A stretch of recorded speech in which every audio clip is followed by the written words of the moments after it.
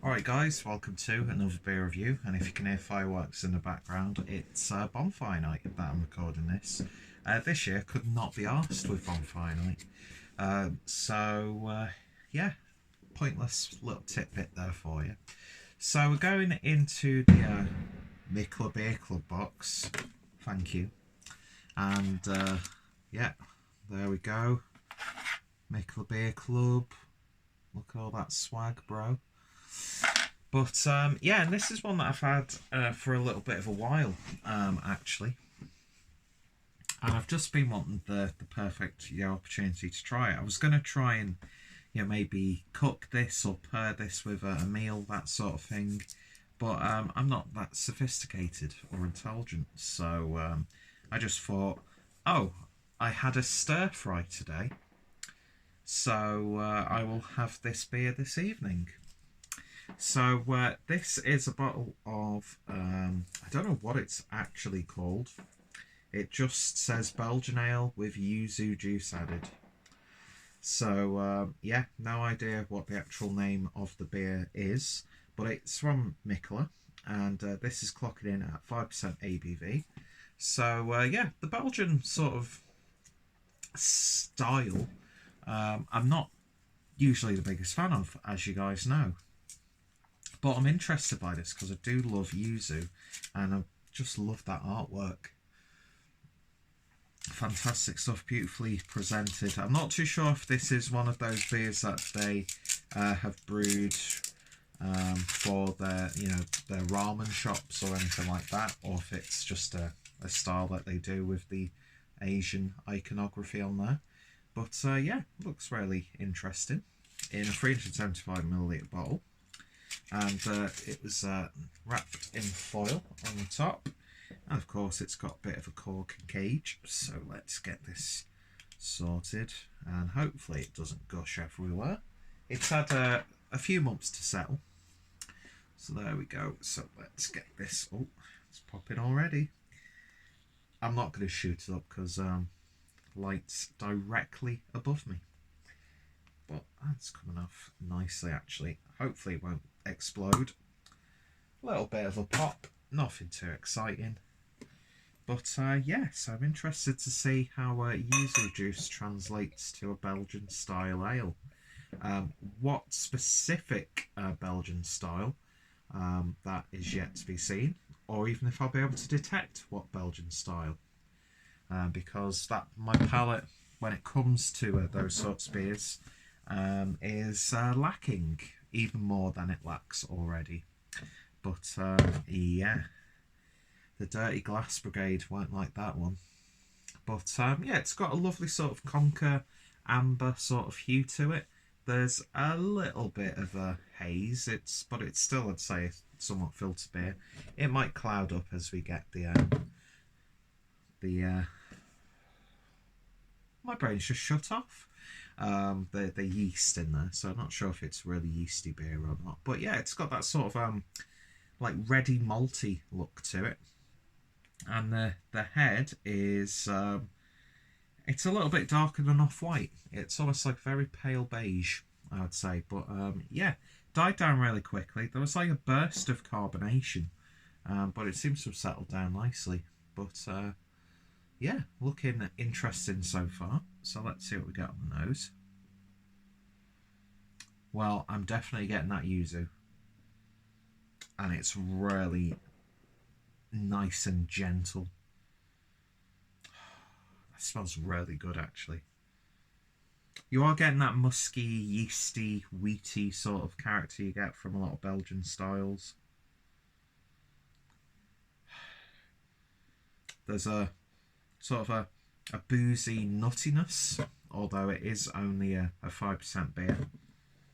You know where you could get those like boozy notes that don't, it's not like an ethanol or alcohol aroma, but it's smelling boozy, like almost like some sort of spirit or liqueur. There's a little bit of apple, pear, very subtle hint of peach. Ambulance outside because dickheads either blown their hands off with a firework or well, being from Skelmersdale, being a little bastard and harassed someone else.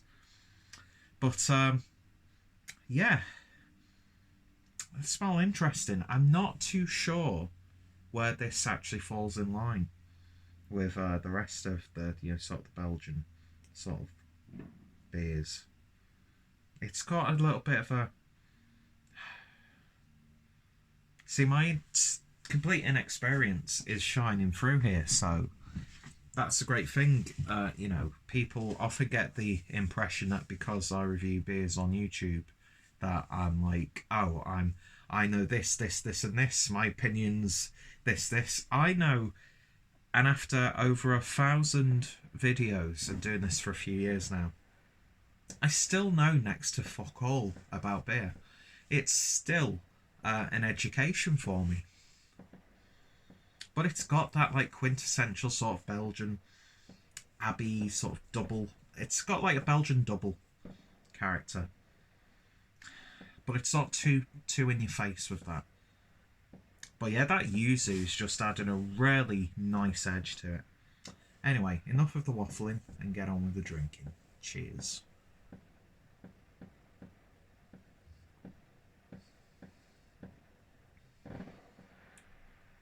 Ooh. Up front, you get a big hit of Yuzu. I think that's such an underrated citrus fruit, is Yuzu. I've never had... The funny thing is, I've never had it outside of a beverage, not just in beer. I love it when Yuzu's been used in like IPAs, pale ales and that sort of thing. Daya did one earlier this year that was just absolutely banging. But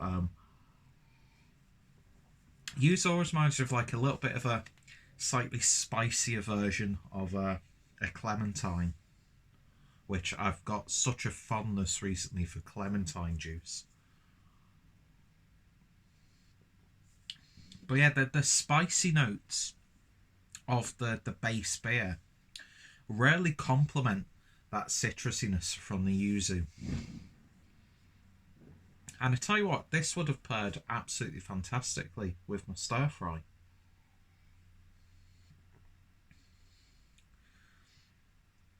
Or this would be really good.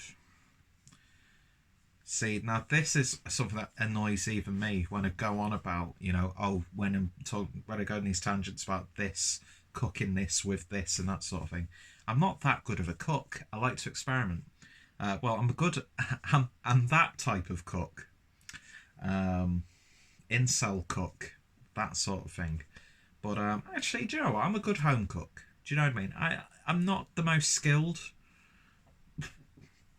I'm not, even food truck or, low-key restaurant quality or anything like that. Far from it. I don't want to disrespect anyone who actually cooks and is a chef, or cooks for a living or is a chef. But, I can whip up some good stuff. I could do, mad good burger.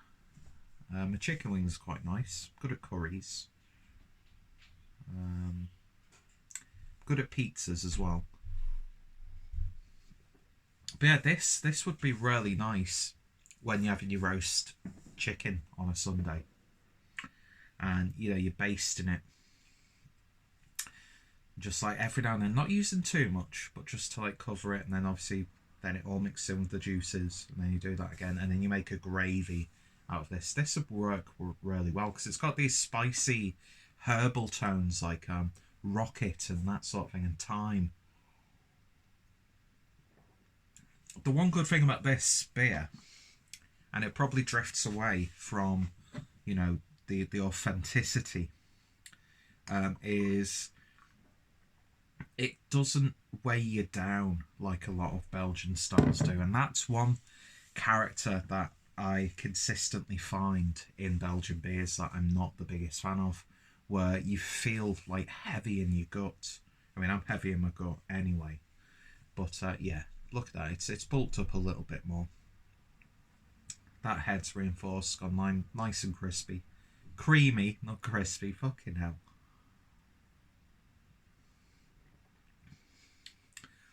When it's all in there and it's bulked up a bit, that Yuzu takes a little bit of a step back, gets a lot more bready. There's this little sweet, subtle caramel character coming through. But yeah, it's got nutty. It's got like chestnuts in there. It's got like a creaminess now. When I was drinking it before I poured it all in, it was like a medium mouthfeel, nicely crisp carbonation. But now it's all in the glass. It's just a little bit more smoother and rounded and, you know, bulkier. I mean, is it blowing me away? No, I wasn't expecting it to. Was I going into this not wanting to be blown away? No, I don't. I hate it when people do that with this sort of thing, where you can clearly tell when they're trying it that they want to not like it. They go in there not wanting to like it, I should have said. But this, you know what? It's an interesting beer. It takes a part of brewing that I'm not the biggest fan of, although I do appreciate and respect the art form. It doesn't matter what sort of beer, even like macro lagers, there's still an artistry to, you know, the technology and the consistency. When then you go like completely on the other side and it's artisan, you know, brewed in, you know, your kitchen on a Sunday. So, you know, all facets of this industry I do respect, even if I don't like those styles. But this, I'm liking the spiciness. I like that citrus bite from the Yuzu as well, and I think it works really, really well. It just lifts the beer for me. But again, I'm not too sure. It just says Belgian ale. That could mean so many different things. But it sort of reminds you of that like sort of double territory. A little bit like sort of like Chimay, that sort of stuff, or going into like Duvel sort of territory, you know, the big accessible sort of ones. But yeah, you get that spiciness and bready yeastiness from the style, but it's just lifted nicely by and complemented by that sharp yuzu bite. And yeah, it's an interesting beer. I don't think I'd go out my way to pick up another bottle of this, although I did really anyway because it was in the Mikkeller Beer Club box. Link is down below, by the way. Shill. I'm a shill, I'm an incel, and I'm a cook. Of course, I'm on YouTube. But, yeah, so it's got... I'm going to enjoy the rest of it. I'm going to give it a 6 out of 10. The artwork, I just think, is absolutely flawless. And yeah, it's an interesting beer, but not something that I would gravitate towards too. But it is a part of brewing, an area of brewing that I do want to, you know, experience much more of. And these sorts of beers do help me get into that, almost like a gateway to get the really old school traditional sort of stuff, which I do like. You know, I like, you know, people might shun me for this, but I like Leffe Brun, even though it's AB and Bev now. I've always enjoyed the Chimay beers that I've had. I do enjoy a good lambic and a good kriek and a good guza. You know, those sorts like fruited lambics as well. But when it comes to like these big bready yeasty doubles, triples and quads and things like that, you know, the Prats and the Festivalen and all that sort of stuff, I'm just, you know, easing my way into those sorts of beers. Anyway, I've taken up way too much of your time. Do appreciate you guys sticking around and watching this review. If you've tried this one, then let me know your thoughts and opinions down below. Of course, I'll hopefully try and find the name of this one, so I can put it in the description. And yeah, go check out Mikkeller. And if you're interested, the referral link is down below as well. So yeah, thank you all for watching, and I shall hopefully see you all later. Cheers.